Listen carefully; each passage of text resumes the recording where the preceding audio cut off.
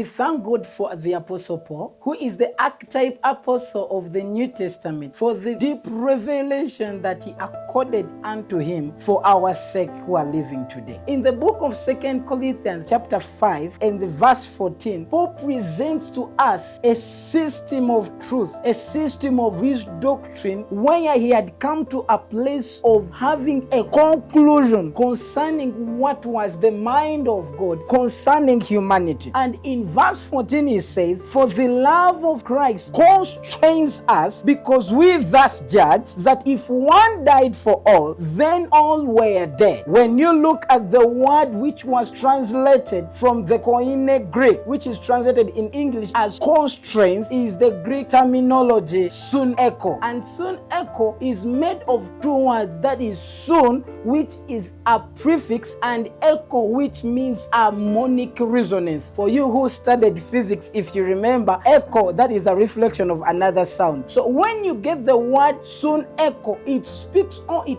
describes of a particular incident where when at one point, if something happens on a particular body, it also happens on another body that is within the same sphere. And this is what Paul is telling us, is that when Jesus Christ came, when he appeared on the scene of the world, what happened unto him equally happened unto us. So Paul says that the love of God brings us to a place where we have made a conclusion that what happened to him, who is the eternal Son of God, who is the Logos of God, equally happened to humanity. And so he says, now we thus judge that if one man died, then all died. That is the science of post-theology, that when Christ came, he came as a consummate man, a man in whom all men were represented, that in his death he did not die a death that was only exclusive to himself, but he died a death that was inclusive of all humanity.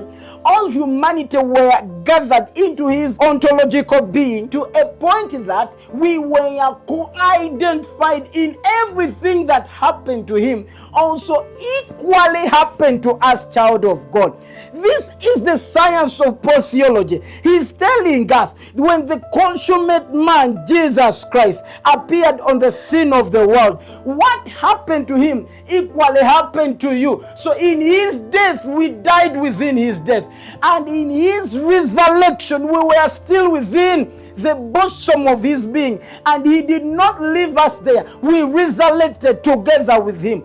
So when Paul says that now we thus judge, he's giving his highest point of conclusion according to his revelation and according to what the Spirit has revealed to him. He's now telling us that this is the science. Why are we calling it science? In other words, this is the proven matter. It has come to a conclusion that the death of one is a death of all. When one died, all participated in his death.